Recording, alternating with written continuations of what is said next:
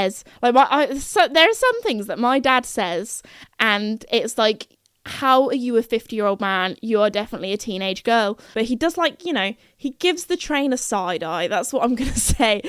I'm going to sound really untractory right now. All of my friends that are farmers are going to be like, oh my gosh, Ez.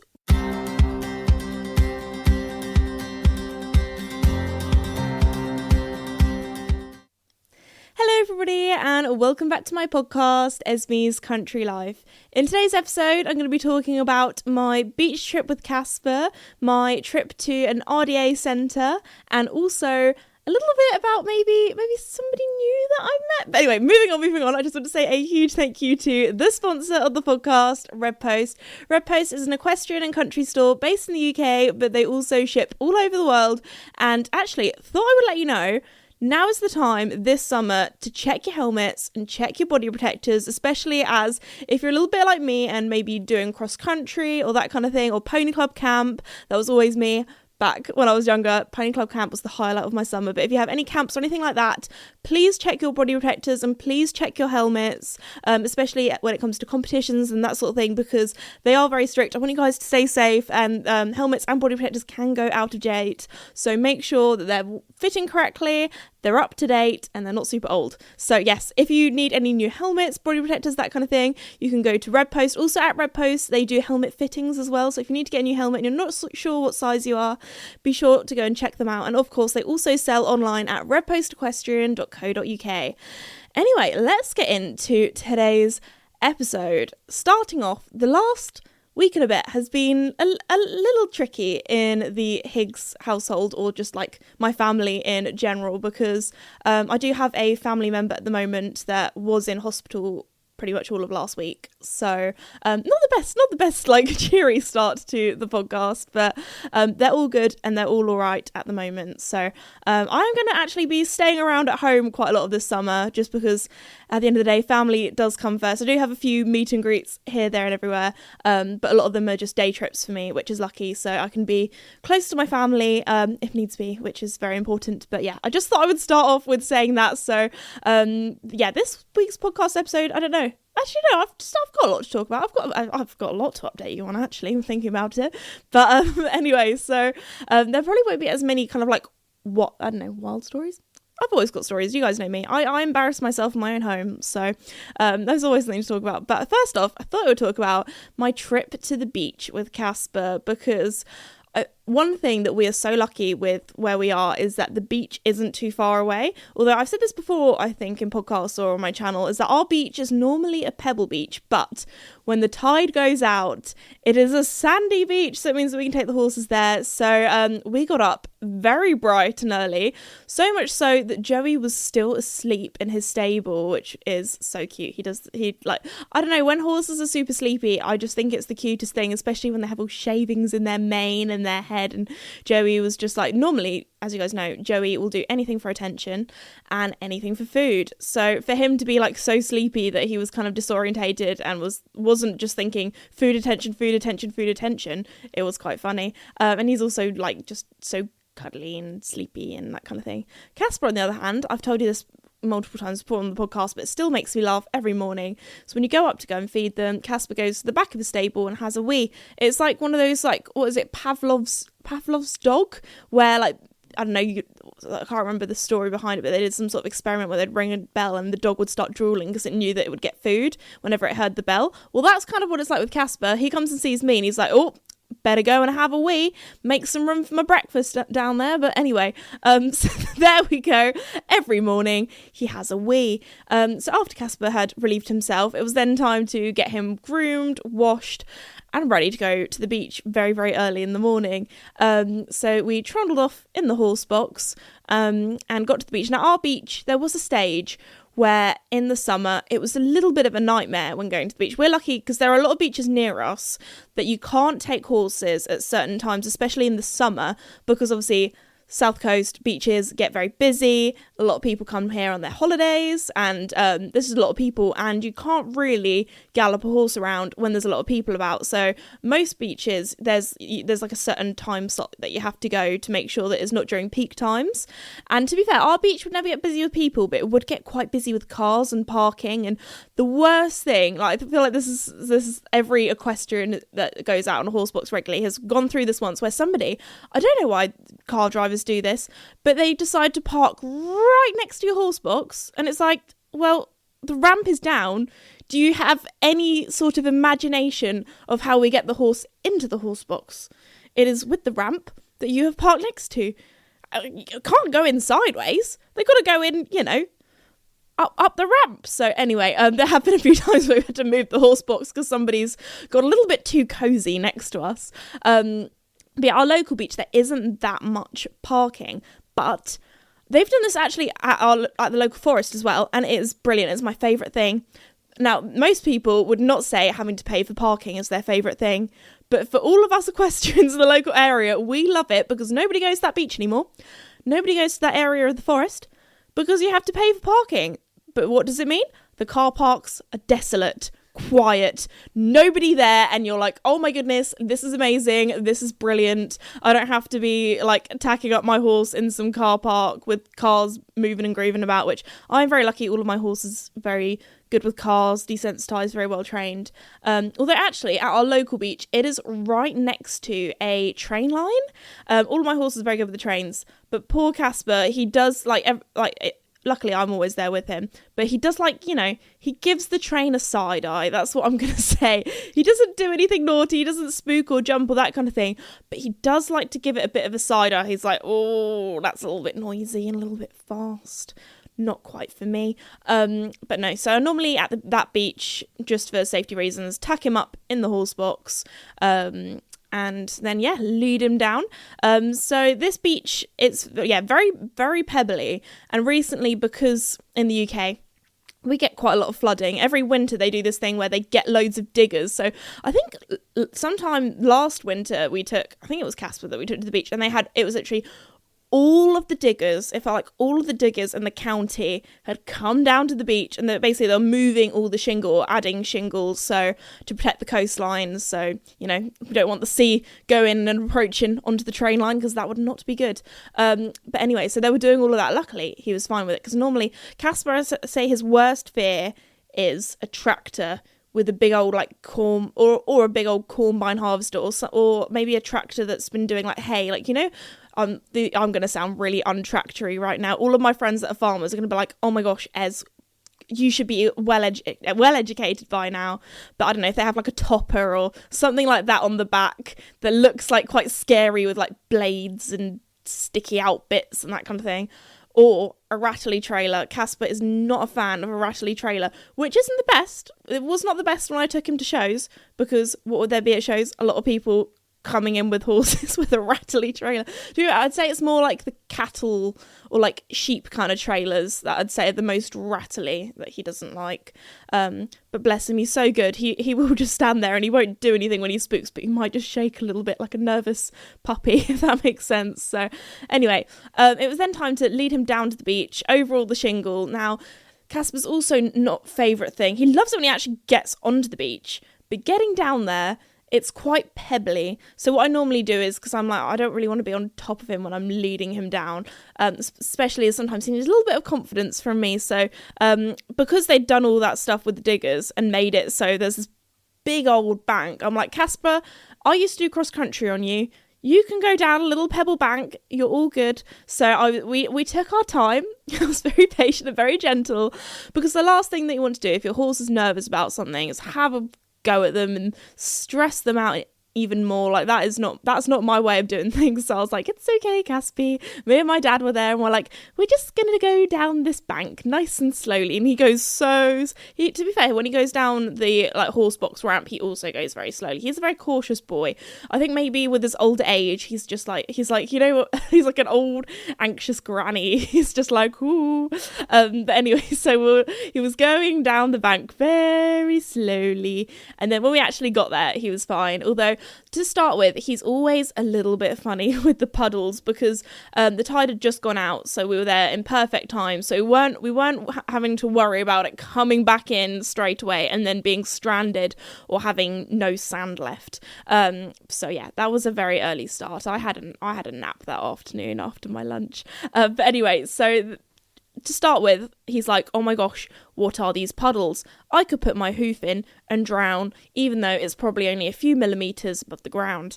So again, he's very good, and he trusts me. I've had him for over 10 years now. That is wild. So I'm like, it's okay, Casper, just follow my dad on his bike, because Casper also, he's like very attached to my dad as well. He also sees him as the food man and I'm the food lady. So he doesn't like getting left behind. He's got that herd mentality. So if my dad goes bobbling through this like puddle, he's like, okay, I'll follow, I'll come on through. But no, we had so much fun. He absolutely loves it there, especially as we can have like a proper gallop. Like, don't get me wrong, I love a gallop in a field. But in a field, you sometimes have to be worried about if there's maybe a molehill or a lump or a hole there's a lot of rabbit holes. There's a lot of rabbits where we are. But on the beach, you can see if there's anything. You do have to be careful about, depending on what beach you go to, if there is sinking sand. So look out for that. Luckily, our beach, we're all good. So yeah, we can have a proper go for it, and he loves it. And then he's like zooming along with my dad. We filmed a cool little video as well. Didn't go in the sea. The sea is not for Casper. He gets really confused when the sea comes towards him and then goes away from him, because with horses, you know, there's that kind of pressure and release of but yeah, he's like, oh, the sea's going away from me, fine, it's scared of me, I'll approach it. But then as soon as it comes towards him, he's like, whoa, excuse me, why are you encroaching my personal space? No, get away. And then the sea goes away and he's like, yeah, you better get away from me. Then it comes back and he's like, whoa, personal space. So it's just this kind of like back and forth. I think if there was another horse that went in the sea, he would go in the sea with it, if he had already got his hooves wet, which is so weird because Casper loves favourite thing is to be bathed. He finds it the most relaxing thing. He like falls asleep. He loves it. He loves being bathed, which is great because he's a grey that needs to be bathed a lot. But any sort of like, even water jump when we did, that's why I never did like eventing with him, because it would take him like 30 seconds to get into the water. And once he was in the water, he was fine, and canter in, jump in, go in from a drop in. But the first time, he just has to check for crocodiles. He has to check for monsters. He has to make sure that it's safe. Is there a lifeguard around? Is someone going to save me? Someone got like a flotation device just in case. But well, yeah, when it comes to bathing, loves it. Joey, on the other hand, my other horse, is the complete opposite. He hates being bathed. To be fair, he tolerates it now. He's learnt, if I stand still, the quicker she'll bath me, the quicker it will be over. He doesn't get like stressed. Like when we first got him, he got a little stressy at times. He was like, I just want to let you know that I do not like this. I will tolerate it, but I do not like it. And now he just kind of stands there and gives me the side eye, and he's like, hurry up. I don't like it.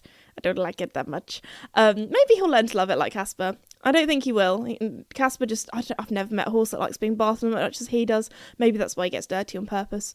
Anyway, when Joey, he loves water. Cross-country jump, puddle. Oh, I'll have a good old splash in there. Yeah, let's get as wet as I possibly can. You know what? Let's splash so much that I get Esme as wet as I possibly can as well. So there we go.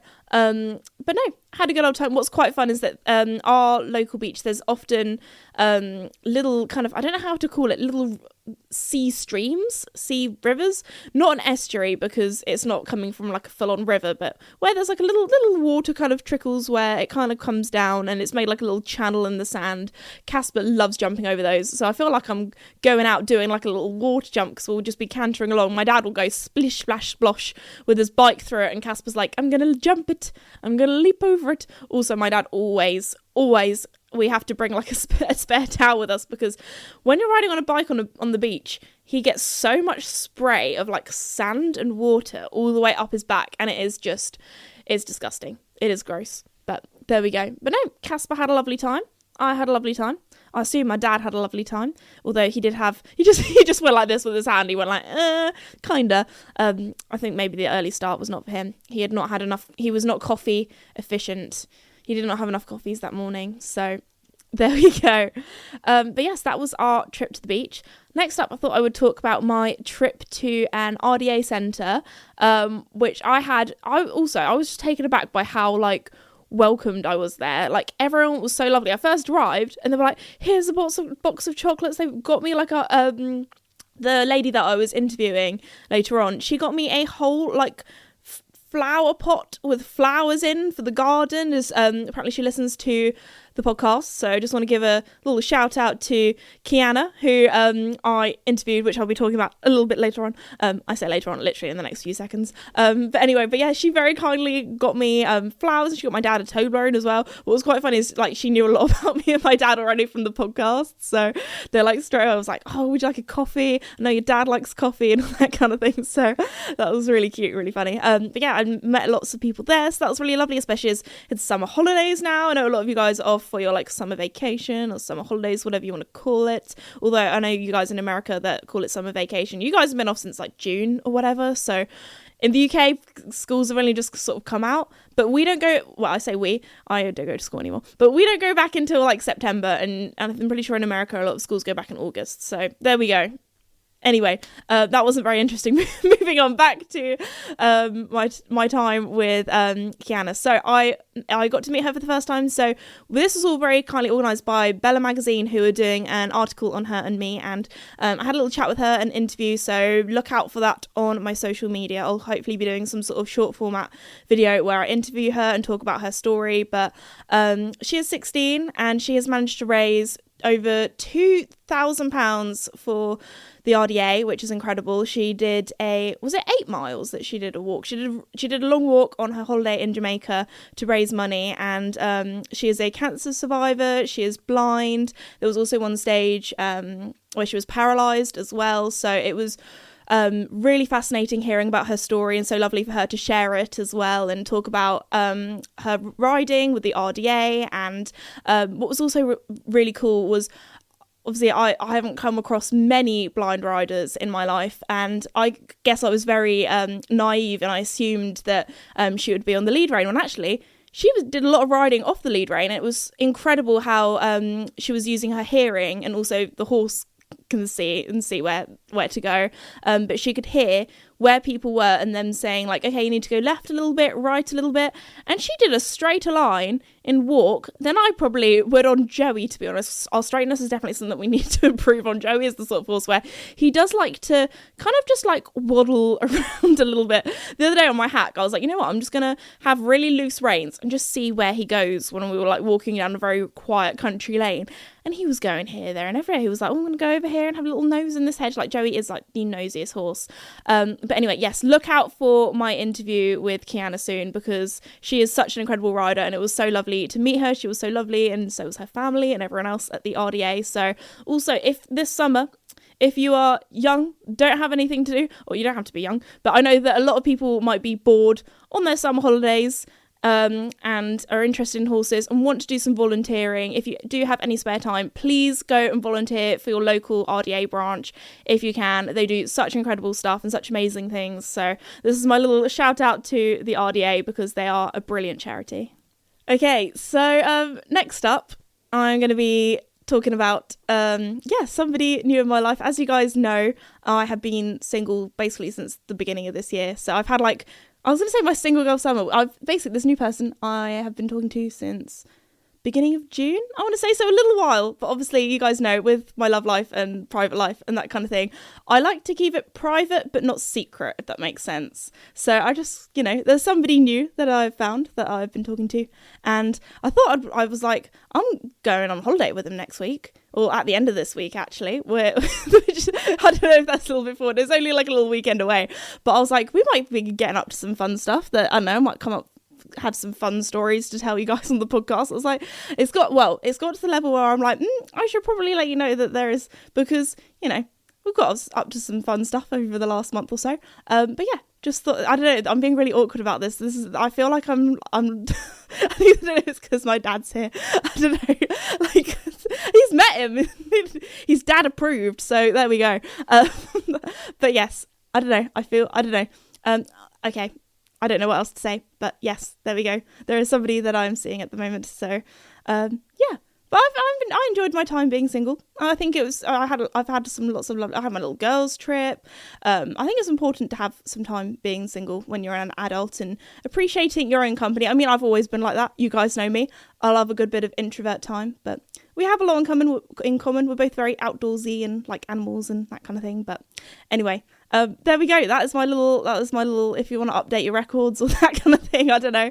But yes, that's what I'm going to be getting up to this weekend. Little trip away. But talking about trips away, I've actually, saying that, I was like, oh yeah, I've not done that many things away. We spent the day at Hickstead, which isn't too far away. And I went there and I was very kindly invited by the Bunn family. So me and my dad, we went along. The Bunn family own Hickstead. Sorry, I probably should have said that, not just like some random family invited me to a show. No, so they very kindly put us in the fancy smancy box. So that was very generous of them, and it was lovely to catch up with Daisy and the rest of the gang and everyone else. And yeah, we were there for Nations Cup Day for the afternoon, and that was incredible. We were so lucky with the weather. Finally, we have had some sun over here in the UK, British summertime and all that. But yes, it was actually really hot, really sunny. It's actually very hot and sunny today, actually. That's why I thought, you know what? Now's a good time to film the podcast because I don't want to go outside. It's got to that stage where, you guys know me, I am not very good with heat, not very good with the sun. So I'm like, I'm going to go and shut all the windows in the office, record a podcast episode. And yes, so there we go. I had my hair done this morning, actually, so if you are watching rather than listening, my hair actually looks quite nice for once during the podcast, rather than me being like just ridden a horse. I'll just do a slick back bun and hope for the best, because most people listen to this rather than actually watch it. But anyway, so there we go. Sorry, back to the show. Yeah, it was great. UK, Team GB. We went and smashed it and won although it's not called the Nations Cup anymore. Sorry, I was doing the OG version. It is the is it League of Nations? No, that was last year. Was that last year? What is it now? Is it the Nations Cup still? Yeah. Okay, it was the Agria. Okay, I need to get this right because if not, someone's going to shout at me. It was the Agria Nations Cup GB version because it was at Hickstead in the UK. But yes, we won. Team GB, let's go. So that was really cool. That was nice to see. And yeah, it was just a lovely day. And then the day after that, I was like, I was a bit showed out. Two shows in one weekend. I'm used to doing one or 2 days at one show, but to do two shows in two different places. Anyway, the next one was the game fair. Now, normally, I don't know why I decided to do this, but you guys know me, every now and again I like to get my little Dyson Airwrap out. That is one thing that I am not the best at doing hair. Doing hair is not, I don't know what it is. Makeup, I feel like I can do to to somewhat standards. To be fair, I used to love watching makeup YouTube back in the day, like when I was getting ready or that kind of thing, just like YouTubers doing their makeup, chatting. I did get down like a makeup rabbit hole when I was younger, but never hair. Maybe it's because growing up I never had the longest hair, but doing hair is one thing that I just really struggle with. I tell you what, I don't even plait my horse's tails for dressage, because whenever I try and do it, I never do it tight enough, and then it sags and then it falls down and it just looks awful. So I'm like, okay, we're going to trim your tails so they don't need to be plaited. Anyway, plaiting and braiding and just hair in general is not my forte. You know, so some people, they can do like French braids or Dutch braids or all that kind of stuff. I could not do that to save my life. Every time I do it, I never do it tight enough, and then it falls out and it just looks stupid or silly. But I feel like I have a kind of routine of hairstyles that are my go-to. So either down and straight, down and curled with my Airwrap, because that's the only way I can curl. I have tried to curl with hair straighteners. I have watched the tutorials online. For some reason, I just cannot do it. It just kind of looks kind of weird and flicky. My friend Lydia, she has curled my hair before with hair straighteners, and she is incredible. She can do it so well. So I feel like she needs to give me a proper lesson. Although she always says, don't watch how I do this, because every time somebody watches me curl my hair, they tell me I'm doing it wrong and I'm doing it weird. So I don't know, maybe she's the best person to teach me, but I can't do hair very well. I can do low ponytail, high ponytail. I can do a plait. I quite like, my bedtime hair is normally like a little side plait. I know that some people call it a braid plait, whatever you want to say.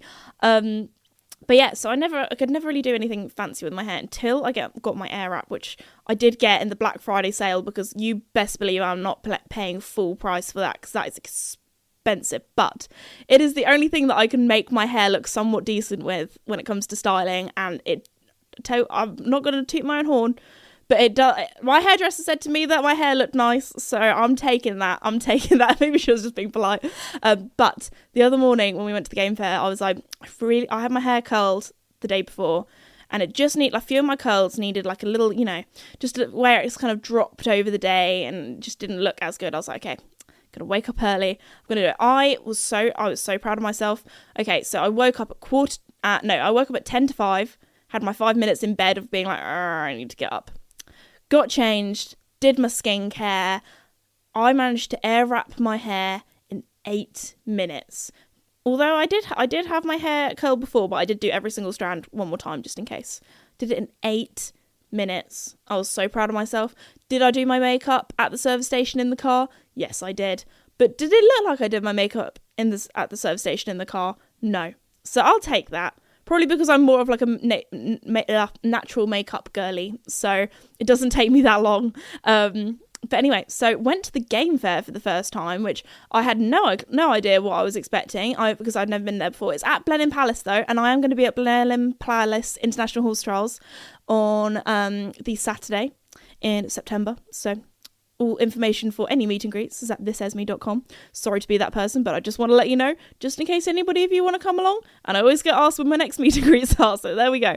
But anyway, so I was kind of there I was invited by Fairfax and Favour, and I'm not just saying this because I work with the brand and I'm sponsored by them, but every show I go to where they're there, I'm like, I don't know how they can make this stand bigger or better, but they do. This year, they had an ice cream truck. How cool is that? So I had some strawberry ice cream. They always have like a little drinks bar as well. They have like some dude on a saxophone, or like they have like a live band. It's all popping off there. So if you're ever at a show, just go along for the vibes, go along for the party, have a little look round. So it was really lovely to see all the team again. I feel like every time we go to a show, it was meet up and have a little catch up. That's one thing I love about the shows, is that all the like brands and people that I work with, a lot of the time we're like doing Zoom calls or emails or that kind of thing, and you actually get to see people in real life, which is lovely. So yeah, very good friends with all the Fairfax crew. And yeah, so that was really lovely to see them. Did a little bit of shopping. The only thing that I did buy, I bought myself a pink hat. Number one, because it was absolutely boiling there, and I thought, oh my gosh, I'm going to get scalp burn. If you've ever been, as you guys know, I'm a Factor 50 girl. I will wear Factor 50 like I am a newborn ginger vampire baby who is allergic to the sun. I am religious with my sun cream. But scalp is the one thing that you always forget about. And I don't really, this sounds really bad, but I don't really like putting sun cream on my scalp because I don't want my hair to look greasy, especially as I only just washed it. So I was like, okay, I'm going to get myself a hat, because that is one thing that I'm very lucky. My grandma used to say to me when I was younger, she's like, Esme, you could put a saucepan on your head and it would suit you. So there we go. I am a girl. I don't have many talents, but I do suit a hat. So there we go. So I got myself a hat. I was umming and ahhing about all the different ones, because I was going to get one that was like a tan kind of colour to match my tan Reginas that I was wearing. And my dad was like, no, Ez. Like, so there are some things that my dad says, and it's like, how are you a 50-year-old man? You are definitely a teenage girl. So he said to me, no, Ez, you need to go main character. So I was like, I'm arguing between that or the baby pink one. Did I go for the baby pink one? Yes, I did. I thought pink, I'd say pink and green are probably my favourite colours. I get asked a lot about what my favourite colour is. I feel like any shade of pink, any shade of green, I like. Like, they're on blue as well, but I feel like blue is so basic. You see blue everywhere, but I don't know. But with pink, you cannot go wrong. I do like a lilac as well. Sorry, I'm just saying all the colours of the rainbow now. But baby pink, oh my gosh, chef's kiss, love it. But I know it's probably overhyped, but baby pink, I just love it. So I was very happy with that was my one purchase. I bought a baby pink hat. But no, so yeah, the game fair was, I tell you what, there were, if I'm being pedantic, there were a lot of shops all selling like the same stuff. Maybe that's just me. So if you need a checked shirt or if you need some boots, or if you need some boat shoes, or if you need a gilet, that was the place to go. Also, one thing that we didn't realise, it was so much busier than we were expecting. We thought, get there early, leave early before it gets too hot and busy. We were there at 8 a.m. in the morning. 8 o'clock. The trade stands didn't open till 9, but the doors opened at 8. We were in a queue behind so many people to get in, and we had to basically walk almost 2 miles from the car park to get into the actual show. And me and Dad, because we'd been there before for the horse trials, we were like, we're very far away from where the main thing is. But the main show, it was huge. I'd never seen so many shops in my life. It was like our local country show on steroids. We were like, what on earth? This is huge. So yeah, there were lots of people there, lots of very country people. They did have a whole alleyway of kind of guns and stuff. So that wasn't for me personally, but you never know. Might be down your street, might not be, but it was really, I loved all the dog stuff. They had so much dog stuff there, as you guys know. I really want a dog. I've had, actually, when I was at the RDA, all the people there were like, so Esme, because they listened to the podcast, they're like, so Esme, when you're getting your dog, you keep saying that you're going to get a dog. Well, at the moment, I don't know. I don't think this year, although saying that, I still need to do more thinking and research about what breed I want to get and all that kind of stuff. And have a little think about what my lifestyle is going to be like over the next 10 years, because obviously, or even longer than that, because when you have a dog, you have a dog for life. So I need to sort out my life and sort out my future plans for the next decade or two. But all I'm saying is, the new guy that I'm seeing, he's got 2 dogs, so I might be able to get my dog fix that way. But yes, anyway, I don't know yet, but all I'm going to say is that my vet, who I'm really good friends with, she's might be having puppies with her dog in 2025. So, because that's one thing that, you know, I want to make sure that if I do get a dog that's a puppy rather than a rescue, is to make sure that it's from a good home. I know the mum. There's lots of dodgy backyard breeding and that kind of thing. I know it's like a whole. I've done a video recently that I still need to edit and upload, all about trying to find your first horse, and that is a whole can of worms, a whole minefield, a lot of dodgy people that you might come encounter with when it comes to the world of buying and selling horses. But I've heard it's also a little bit like that with dogs as well. So yes, and also whenever you take on any animal, you need to make sure that you can give them the best life possible, and that is something that I'm very passionate about. So I will only get a dog when I know I can give it the best life possible. So when that time comes, it will come. But yes, anyway, there we go. Dog stuff. Yes, dogs. Sorry. Back to the game fair. So yeah, they had all the dogs there and the working dogs and just so many cute dogs. I was just walking around like, oh my gosh, look at that. There was a lot of Labradors and a lot of Spaniels, which are some of my favourite dog breeds. So there we go. That was very cute. I had lots of fun looking at all of them. And they had the Shetland Pony Grand National there as well, so that was really cool. They had some horsey bits too. But yeah, it was a lovely day out. It was so busy. I mean, to be there, I was there on the Saturday, and it was very warm, very busy. And then me and my dad were like, okay, I feel like we've seen everything. We've done the things. I know they had a lot of like wildlife trust stuff there as well, and naturey things and outdoorsy things. And the other thing that I have done is as you guys know, I am still in my gardening era. I feel like I haven't talked about it as much on the podcast because there's not been any like major changes. It's not like, I've put in this whole new bed, or I don't know, that kind of thing. And I don't know how interesting gardening is to you guys. I know it's Esme's country life, but as you guys know, my garden has been overtaken by slugs. There are so many slugs, so much so my parents, actually, my family, call my house Slug Cottage. That's not its actual name. Please do not search up Slug Cottage and go to some random person's house, because that will not be my house.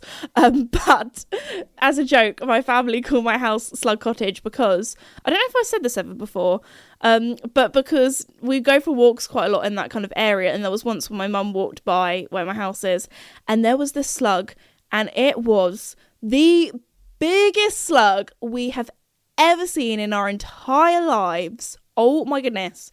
It wasn't half a metre long, but it looked like that, and it It was a thick boy as well. But anyway, it's a real juicy slug. So anyway, when I bought my house, my mum was like, oh, you can go and live with all the slugs. And at first we're like, ha ha ha, very funny, very funny. I found out that gardening is also another word for buying expensive plants and feeding all of the slugs in the local area. So there we go. But one thing my slugs have not touched is my potatoes, because they are underground and the slugs did not get them. And I also have some tomatoes that are coming through, but it's not tomato season yet. But oh my goodness, my potato haul, I was so proud of myself. I was showing my friends. I was showing my grandma. Yes, I was that person that put it on my Instagram story being like, look at all my potatoes. But yes, I was so excited. So I love a good potato. Some mash, some chips, some breakfast potatoes, some roast potatoes, new potatoes, all the different potatoes. So that's what I'm going to be eating for the next month or two, is just pure potatoes. Nothing else. No, I will eat some other things. You've got to have a balanced diet, but every meal will probably have some sort of potato with it. So there we go. One thing that I always... it does take a lot of work, you know. You've got to dig them all up, and then there are a few that I was so gutted. My biggest potato I accidentally stabbed with my pitchfork, so you've got to be careful about that. But to be fair, it was a big target. It was big, so there we go. That was sad. But there was some big old potatoes there, so... Also, it does take a long time to wash them all and then dry them all. And then you have to make sure that you put them in the dark so they don't continue growing and all that kind of stuff or go green. So, yes, there we go. I have been a potato farmer this week. I'll keep you updated on my tomatoes. Hopefully the slugs don't get them. So tune in next week's... No, it probably will be a little bit longer than next week, but tune in the next... Also, talking about weeks, apparently I think this is podcast 70. How ridiculous is that? It's been... Yeah, over 70 weeks of the podcast, 70 episodes of you guys listening to me yapping away, rambling away. Hopefully there have been some interesting times over the last 70. Oh my gosh, that means we've only got 30 more to go until it's 100 episodes. Oh my goodness. Anyway, on that note, I've probably been yapping and rambling on for way too long once again. But I hope you enjoyed listening to today's episode. I was going to say, let me know in the comments. Not all platforms have comments, but I hope you enjoyed it nonetheless. And I hope you just thank you to Red Post again for sponsoring, and I'll see you all next time. And I hope you all have a lovely summer and a lovely day and a lovely life. See ya. Bye. That was such an awkward outro. I don't know why I was like, lovely life.